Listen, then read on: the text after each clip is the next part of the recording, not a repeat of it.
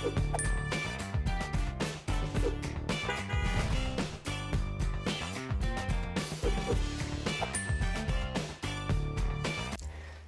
semua, selamat siang dan kembali lagi bersama saya Johan di Jurnal Trading ID. Jadi pada kesempatan video kali ini ya kita akan membahas kembali untuk update dari pergerakan XAUUSD atau gold ini sendiri. Dan untuk video hari Jumat ini saya mau agak tampil beda, ya itu pakai webcam teman-teman gitu. Jadi memang gunanya apa sih pakai webcam ya, sebenarnya supaya kita bisa lebih enak aja ngobrolnya ya. Kadang-kadang kan kalau saya ngobrol ya misalkan tanpa webcam ya, kalian kan nggak bisa lihat ekspresi nih ya, terus kayak cuma ngeliatin chart aja terus saya ngoceh-ngoceh sendiri gitu teman-teman ya, kan jadinya kurang seru gitu ya.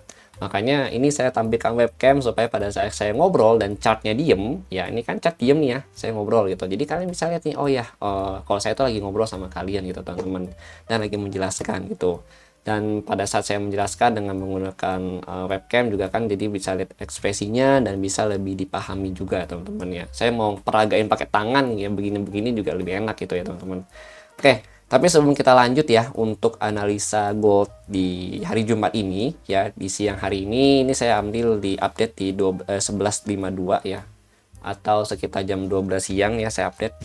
Jadi saya mau infokan juga kepada kalian semua, karena untuk minggu depan itu sudah bulan September ya, jadi untuk promo event Jurnal Trading ID Birthday yaitu sudah berakhir teman-teman, dan hari ini adalah last day kalian ya untuk bisa klaim event promo Jurnal Trading ID teman-teman ya.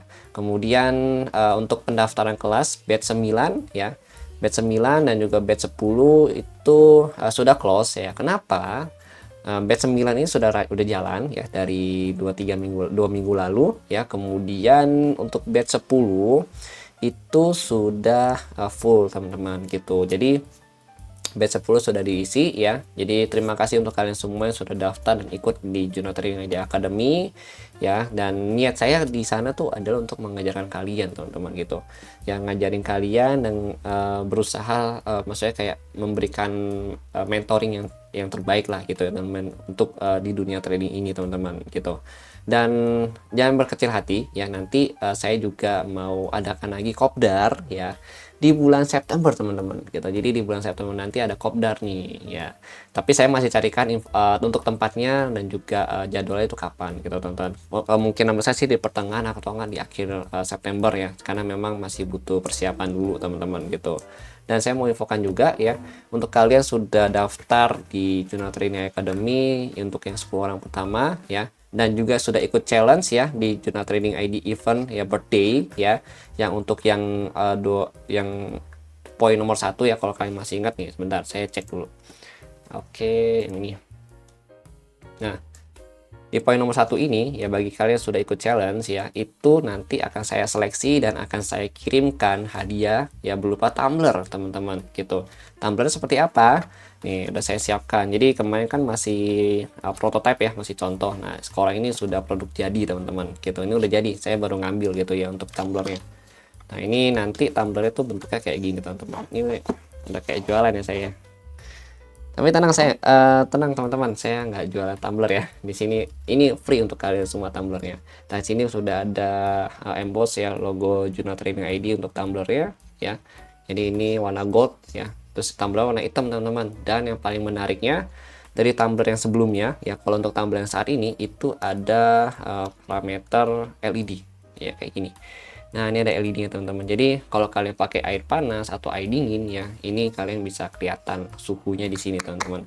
Namanya saya udah coba ya, memang bisa bertahan 6 atau 7 jam gitu untuk air panas ya teman-teman ya. Tapi kalau untuk air dingin sih saya belum coba ini berapa jam gitu. Oke.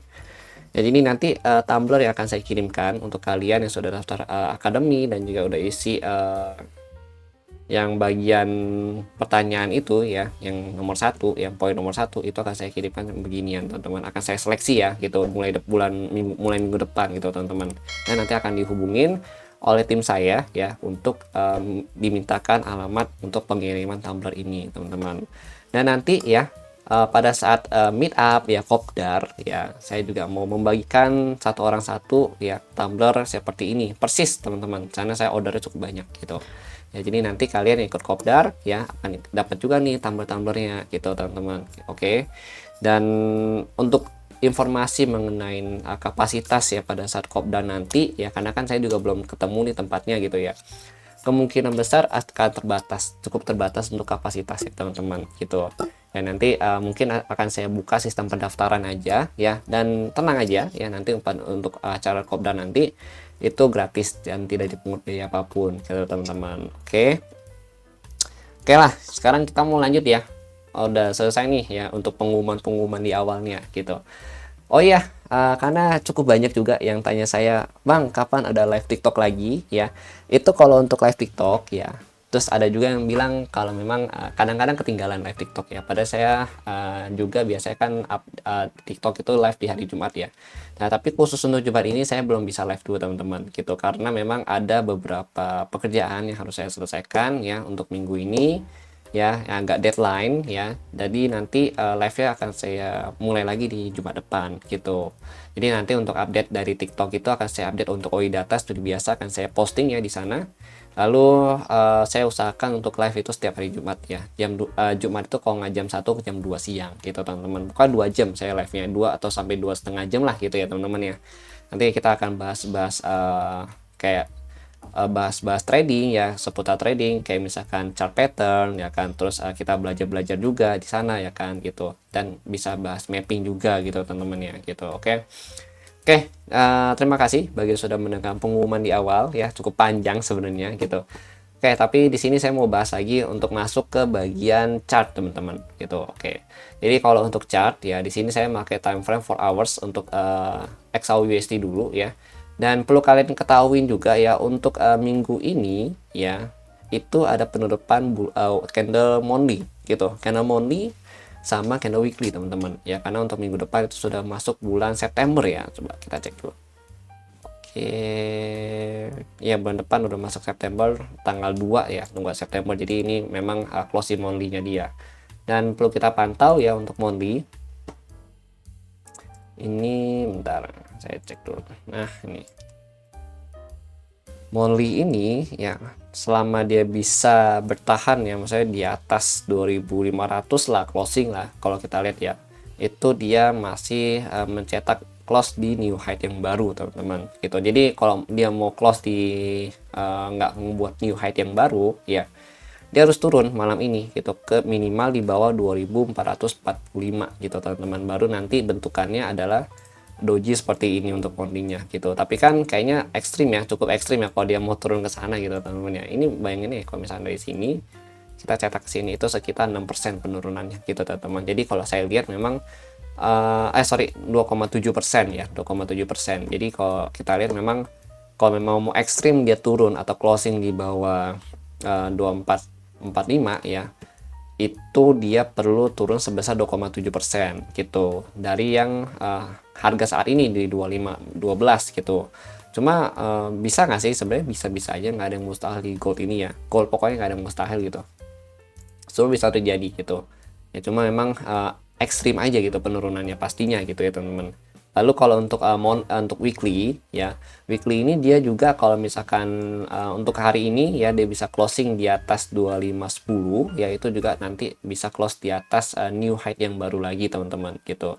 Jadi kalau untuk weekly dia harus bisa close minimal di bawah 2510, kayak misalkan 2500 ke bawah itu akan lebih bagus lagi gitu, karena nantinya pasti akan menimbulkan candle rejection ya pertama di weekly nanti, kalau misalkan dia bisa close di bawah 2510 atau 2500 ke bawah gitu teman-teman. Jadi nanti candle seperti ini kurang lebih gitu. Nah kayak gini teman-teman ya, ini candle merah nantinya gitu, akan diisi candle merah gitu.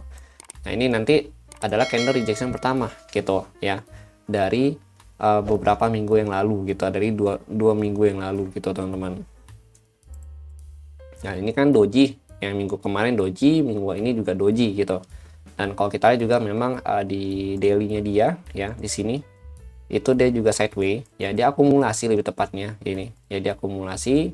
Dan kalau kita lihat juga dari hari Senin dia akumulasi ya, sampai hari Jumat pun ya, atau minggu atau di Kamis kemarin itu dia masih akumulasi nih gitu, dengan area tertinggi di 2530 ya, dan terendahnya itu di 2504 gitu teman-teman. Jadi kurang lebih dia gerak tuh sideway-nya 300 pip ya, atau 30 poin gitu teman-teman. Lalu kalau kita lihat lagi untuk saat ini ada mappingnya ya, mappingnya kalau daily ya, daily dia selama dia bisa closing di bawah 2500 ya, itu dia bagus nih ya. Artinya dia menciptakan rejection pertama gitu ya, rejection pertama, dan potensi untuk minggu depan itu bisa lanjut turun untuk kita saik ke sini. Ya, dia retest ke sini di 2475 sampai 2464 gitu teman-teman. Dia potensi ke sana gitu. Tapi kalau misalkan dia masih closing di atas 2500 ya, maka agak berat gitu. Artinya dia akan terus masih bermain-main di sini dan potensi membuat new height yang baru lagi gitu teman-teman. Kalau ditanya bang, new height yang baru itu potensi di mana sih gitu? Kalau kita ukur ya dari bagian daily dan juga 4 hours ya, terutama di daily, untuk potensinya itu ada di 2548 sampai 2570 gitu teman-teman. Gitu. Ini ada di Fibo 127.2. Ini kalau dia breakout daily ya. Ini kalau kita ukur berdasarkan dengan technical analysis gitu. Oke. Tapi kalau kita ukur nanti dengan menggunakan OI data itu akan pasti beda lagi parameternya gitu. Lalu kita lihat lagi nih ya. Untuk 4 hours-nya dia ya. 4 hours-nya dia itu masih akumulasi. Kita kelihatan jelas ya di sini ya. Jadi dia akumulasi di sini. Ya, ini adalah range akumulasi, dan untuk center line-nya dia itu ada di 2520 sampai 2517. Range-nya ya, kalau kita ngomongin range ya, gitu. Jadi di bawah 2520 ya sampai 2517 ini dia masih potensi untuk turun ya, retest lagi ke zona area 50 sama 61.8.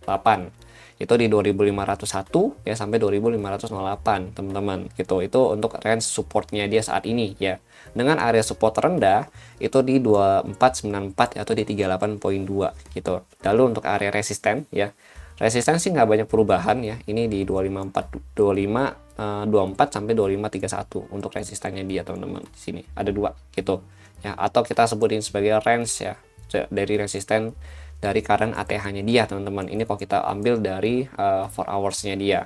Tetapi selama dia belum bisa break ya di atas ini sih ya, saya lihat masih turun gitu. Cuma memang lebih besar kemungkinannya adalah dia bisa bertahan di bawah 2520 teman-teman gitu. Nanti dia pasti akan terus ya masuk lagi ke sini gitu untuk coba jebolin si bagian 2500-nya. Lalu ini untuk 4 hours-nya dia ya. Ini untuk mapping 1 jamnya dia ya. Jadi kalau mapping 1 jam ini saya buat juga potensial breakout targetnya dia ya. Ini dari tercutnya dia ya kalau ini ya. Ini biasa kalau 1 jam ini untuk intraday teman-teman gitu. Jadi yang pertama itu ada di 2538, 2551 sama 2560 ya. Ini untuk area breakoutnya dia, target ya. Target ini baru target, semoga nggak kejadian gitu, karena kalau dia breakout berarti dia nanti bikin range baru lagi, bahaya ya teman-teman ya. Cuma memang seperti saya katakan di Telegram ya, gold itu kan dia selalu bikin spike dulu ya, baru dia turun gitu. Nah ini mungkin akan terjadi ketika dia naik untuk ngambil liquidity, baru dia turun lagi teman-teman. Itu mungkin bisa kejadian, tapi semoga aja nggak kejadian ya teman-teman ya gitu. Dan kalau kita lihat lagi untuk saat ini dia sedang bertahan di area support ya nih, di 2511 sampai 2515 area support zone dia. Tapi ya untuk penekanan dari penurunannya cukup kuat ya. Kalau kita di sini ya, setiap daerah zona turun cukup kuat gitu. Dan dia juga sudah buat charts ya, chart of character sebanyak 2 kali ya. Dia udah 2 kali nih buat charts ya. Dan yang pertama itu di tanggal 27 ya. Kemudian yang kedua itu di 28. Jadi 2 hari berturut-turut dia buat charts ya sini. Charts pertama, charts kedua, tapi gagal gitu. Gagal. Jadi ini charts tidak disertain atau tidak diikuti dengan BOS atau breakout structure. Jadi tidak terjadi pergantian arah tren, hanya ada memasukin masa transisi tren. Jadi begitu dia masuk udah turun nih, harga turun, masuk transisi tren, dia naik lagi gitu. Jadi dia gagal gitu. Masuk turun lagi, masuk transisi tren ya, dia naik lagi. Jadi masih gagal teman-teman gitu jatuhnya. Makanya ini agak harus hati-hati gitu. Maka kalau memang kita mau entry sell ya, much better kalau kita dapat sell nih ya. Ini kan pasti kalian juga ada yang dapat sell di sini ya, sini atau di 2520 ya kan. Itu lebih baik kita amankan sebagian, close sebagian. Lalu kalau kalian mau coba hold ya untuk malam ini, pastikan SF plus aja dulu teman-teman, karena market itu bukan tempat kita untuk berharap gitu teman-teman. Karena kalau kita berharap sama market, nanti nggak akan bisa selalu sesuai dengan keinginan kita gitu ya. Jadi daripada kita kecewa dengan harapan kita sendiri dengan market ya, lebih baik kita tidak berekspektasi lebih gitu. Jadi ketika udah profit ya kita cut ya atau diamankan dulu ya. Kemudian ketika kita memang udah strateginya di luar analisa kita ya, atau harganya berjalan di luar analisa kita, yaitu kita perlu untuk membatasi resiko teman-teman gitu ya.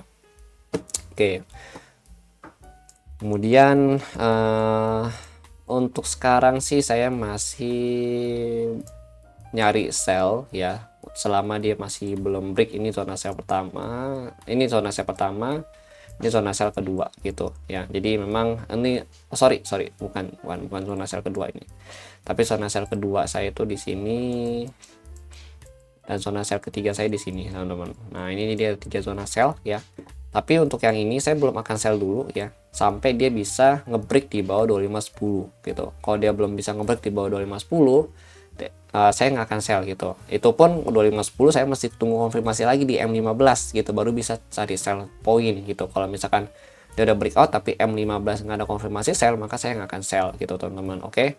Nah kemudian kalau untuk buy, ini high risk ya, ini high risk banget. Ini buy point pertama ya, tapi habis itu saya mau langsung loncat ke sini aja gitu ya. Di sini buy point kedua gitu di 2475 2470 teman-teman gitu. Oke.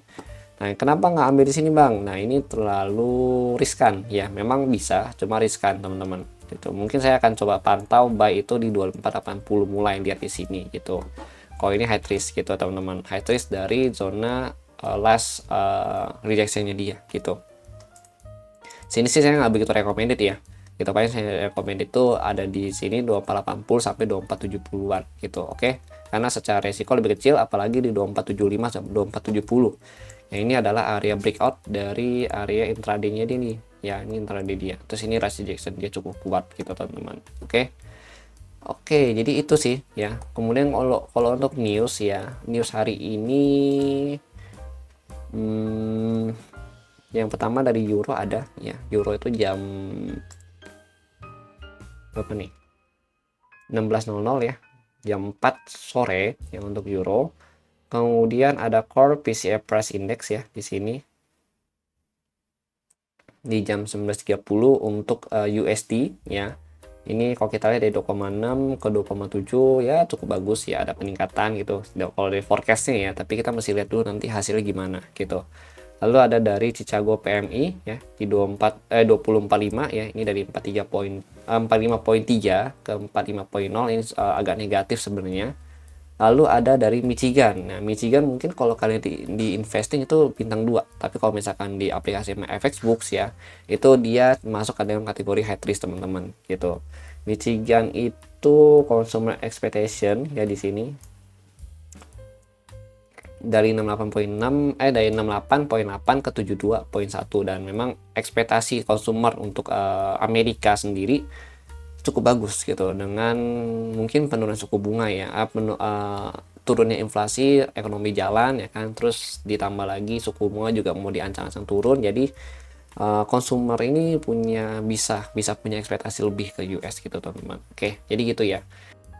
Oke guys, ternyata ini udah update ya. Jadi sekalian ini saya buat jadi satu video ya. Ini saya taruh di belakang nanti untuk videonya.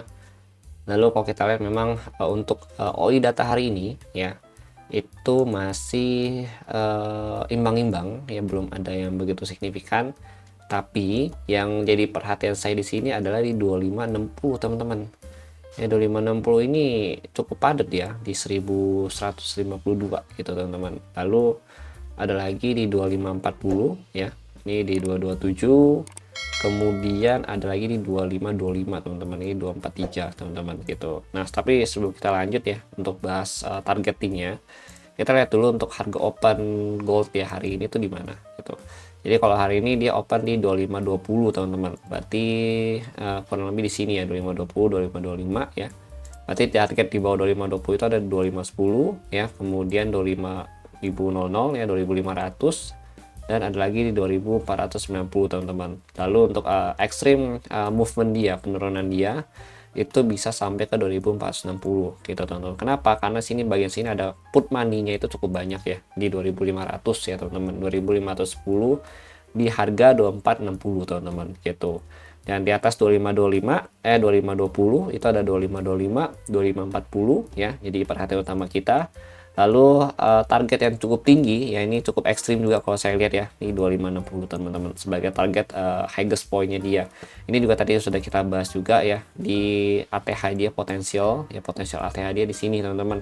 Di target 3 ya, ini potensial breakout target 3 di 2560 teman-teman gitu.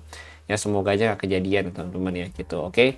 Jadi mungkin sekian ya yang saya bahas, untuk tambahannya nggak banyak-banyak banget lah ya gini, karena juga kita masih tunggu closing mingguan dan juga bulanan, jadi stay aware untuk kalian semua dan stay safe ya, trade ya untuk kalian semua juga gitu teman-teman. Oke, terima kasih dan sampai jumpa pada next video update.